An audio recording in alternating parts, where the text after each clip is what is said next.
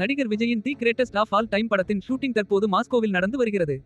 அங்கு தொடர்ந்து 2 வாரங்கள் படத்தின் ஷூட்டிங் நடத்தப்படவுள்ள நிலையில் ஒட்டுமொத்த ஷூட்டிங்கையும் நிறைவு செய்துவிட்டு படக்குழுவினர் நாடு திரும்பவுள்ளதாக கூறப்பட்டுள்ளது. வரும் 19ஆம் தேதி தமிழகத்தில் நடக்கவுள்ள நாடாளுமன்ற தேர்தலுக்கு முன்னதாக விஜய் நாடு திரும்புவார் என்று எதிர்பார்க்கப்படுகிறது.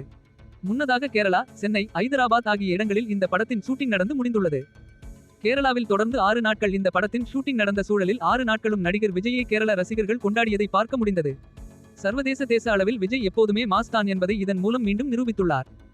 நடிகர் விஜய், பிரசாந்த், பிரபுதேவா, அஜ்மல், லைலா, ஸ்னேகா, மீனாட்சி சவுத்ரி உள்ளிட்டவர்கள் நடித்துள்ள the greatest of all time படத்தின் ஷூட்டிங் தற்போது மாஸ்கோவில் நடந்து வருகிறது. இந்த ஷூட்டிங்கில் பங்கேற்பதற்காக சில தினங்களுக்கு முன்பு துபாய் வழியாக விஜய் மாஸ்கோ புறப்பட்டு சென்றதை பார்க்க முடிந்தது. இந்த படத்தின் ஷூட்டிங் மாஸ்கோவில் தொடர்ந்து 2 வாரங்கள் நடத்தப்பட்டு ஒட்டுமொத்த ஷூட்டிங்கும் முடிக்கப்பட உள்ளதாக கூறப்பட்டுள்ளது. வரும் 19ஆம் தேதி தமிழகத்தில் நாடாளுமன்ற தேர்தல் நடைபெற உள்ள சூழலில் அதற்கு முன்னதாகவே இந்த படத்தின் ஒட்டுமொத்த ஷூட்டிங்கையும் நிறைவு செய்துவிட்டு விஜய் நாடு திரும்புவார் என்று எதிர்பார்க்கப்படுகிறது. இந்த படத்தை இயக்கி வரும் இயக்குனர் வெங்கட் பிரபு நடிகரும் கூட. பல படங்களில் இவர் ஹீரோவாகவும் கேரக்டர் ரோல்களிலும் நடித்துள்ளார்.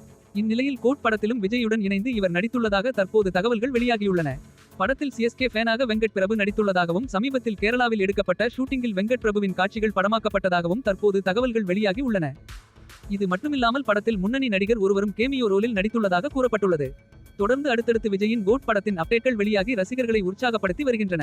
அந்த வகையில் வரும் 14ஆம் தேதி தமிழ் புத்தாண்டு தினத்தையொட்டி படத்தின் ஃபர்ஸ்ட் சிங்கிள் வெளியாக உள்ளதாக கூறப்பட்டுள்ளது. படத்தில் யுவன் சங்கர் ராஜா நீண்ட காலங்களுக்கு பிறகு விஜய் படத்திற்கு இசையமைத்துள்ளார். படத்தில் 4 பாடல்கள் மற்றும் பிஜிஎம் என களைகட்டியுள்ளதாக கூறப்பட்டுள்ளது.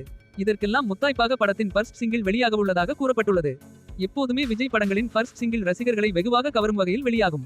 அந்த வகையில் இந்த பாடலும் ரசிகர்களுக்கு விருந்தாக அமையும் என்று எதிர்பார்க்கலாம். மேலும் இது போன்ற தகவல்களுக்கு நமது சேனலை சப்ஸ்கிரைப் செய்யவும்.